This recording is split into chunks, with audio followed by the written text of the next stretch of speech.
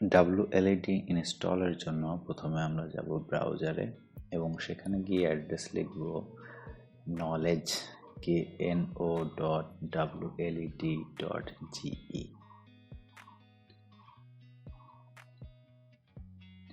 তো আমরা যখন WLED ওয়েবসাইটের ভিতরে আসবো তো আমরা বেসিকের ভিতরে ইনস্টলেশন এই সেক্টরে আমরা পাবো, যেটা হচ্ছে install using ESP graphical interface. আমাদের এই সফটওয়্যারটা দরকার পড়বে বাইনারি ফ্ল্যাশ ফাইল ফ্ল্যাশের জন্য, বাইনারি ফাইলটা ফ্ল্যাশের জন্য। তো আমাদের ডিভাইসটা হচ্ছে ESP8266, সেজন্য আমাদের এই ESP8266 মডেলের একটা ফ্ল্যাশ ডাউনলোড টুলটা ওইটা ডাউনলোড করে নিতে হবে। তো এটা ডাউনলোড করতে হবে, আমার অলরেডি ডাউনলোড করা আছে তাই এটা আমি ক্যান্সেল করে দিচ্ছি। এখন ব্যাকে গিয়ে আমাদের এই WLED ওয়েবসাইটে আছে হচ্ছে বাইনারি যে ফাইলটা, যে বিন ফাইলটা, যেটা WLEDর মেইন যে ফাইলটা, সেটা আমরা গিটহাব পেজ থেকে পাইতে পারি, যেটা লিঙ্ক দেওয়া আছে। এটা হচ্ছে সর্বশেষ আপডেট ভার্সন WLED 0.13.1, এটা 7 দিন আগে লাস্ট আপডেট হয়েছে। তো এটার সবচেয়ে নিচে যেটা আছে সেটা হচ্ছে আমাদের ESP8266 এর জন্য। আমরা যেহেতু ESP8266 এর ফাইল ফ্ল্যাশ করবো সেহেতু আমাদের এইটার দরকার পড়বে, তো এটা ডাউনলোড করে নেই। এরপর আমাদের ডাউনলোডকৃত ESP8266 এর ফ্ল্যাশ ডাউনলোড টুলটা ওপেন করি। তো এখন আমরা আমাদের ওয়াইফাই মডিউলটি কম্পিউটারে কানেক্ট করি।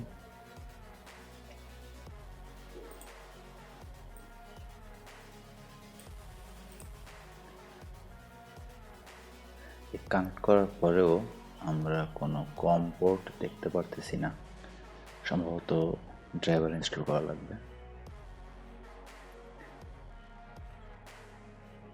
আচ্ছা, একটু চেক করে দেখি কম্পিউটার থেকে।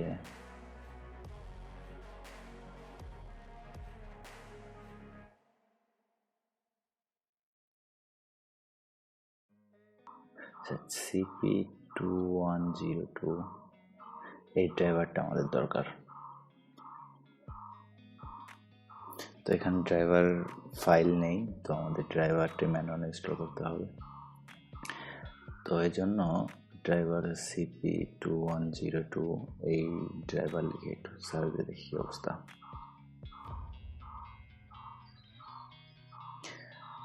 ওয়াইফাই মডেলটা দুই ধরনের ড্রাইভার পাওয়া যায়, আমারটা হচ্ছে CP2102, আরেকটা কি যেন নয়, আরেকটা কি নামে যেন একটা ড্রাইভার আছে, আমার সঠিক মনে নেই। আচ্ছা, এখান থেকে দেখি ডাউনলোড করতে পারি কিনা।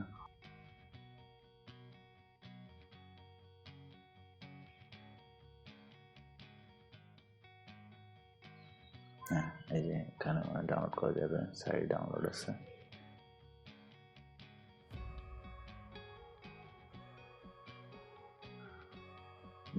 ডাউনলোড হচ্ছে। ডাউনলোড করে এটাকে এক্সট্রাক্ট করে নেই। Extract file,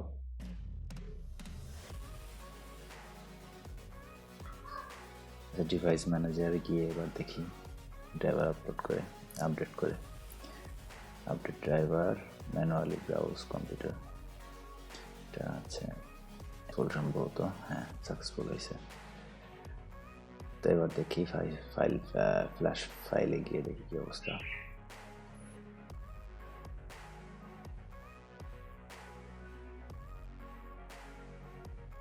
run as administrator, এখানে গিয়ে ESP8266 ওকে দিয়ে আমাদের ফাইলটা সিলেক্ট করে, যেটা আমরা ডাউনলোড করলাম গিটহাব পেজ থেকে। এরপর এখানে ম্যানুয়ালি 0x0 মানে 0x0 এটা লিখতে হবে। 80 মেগাহার্জ সিলেক্ট করে, আর বাদ বাকি কিছু না। এখানে বর্ড রেটটা 92,192.1600, আর এটা COM4 পোর্টে কানেক্টেড হয়েছে। তো দেখি স্টার্ট করে। ফ্ল্যাশ হচ্ছে।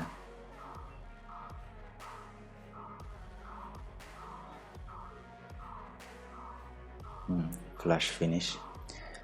এখন আমরা ওয়াইফাই মডিউলটা ডিসকানেক্ট করে আবার কানেক্ট করে দেখি।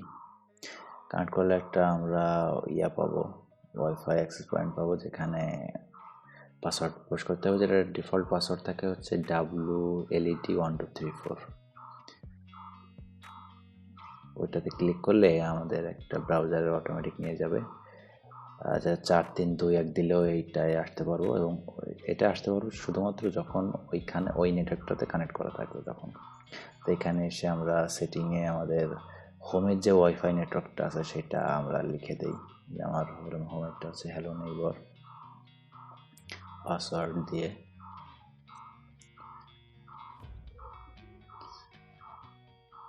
আর এখানে একটা কাস্টম লোকাল অ্যাড্রেস দিতে হবে, যেটা আমরা ওটা অ্যাক্সেস করার জন্য আমরা ব্যবহার করব।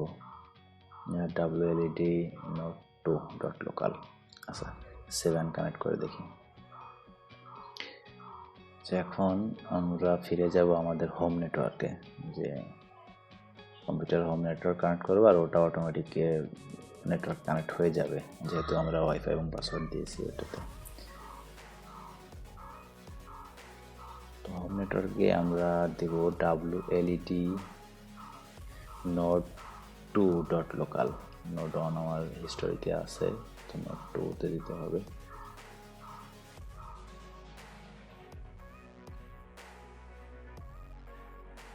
হ্যাঁ, এইটাও আছে ইউআই ইন্টারফেস। এখন আমাদের করতে হবে সেটা হচ্ছে আমাদের এলইডি কনফিগারেশন করতে হবে। আমাদের কতগুলো এলইডি আছে, তো আমার কাছে 64টা এলইডি সম্বলিত একটা বোর্ড আছে, তো আমি এখানে 64 দিয়ে দিব। হ্যাঁ, টোটাল এলইডি এটা 64 করে দিব।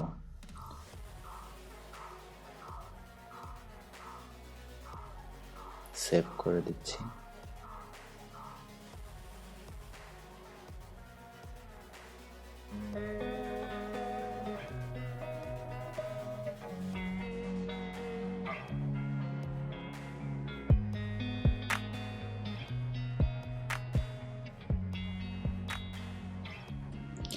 এখানে কিছু ডিফল্ট প্রিসেট আছে, যেগুলো দেখি অ্যাপ্লাই করে যে কীভাবে কী করতে হয়। এখানে কালার আছে, লাল দিচ্ছি, সাদা, পরে নীল। ডিফল্ট প্রিসেটগুলো একটু ট্রাই করে দেখি। ইফেক্ট আছে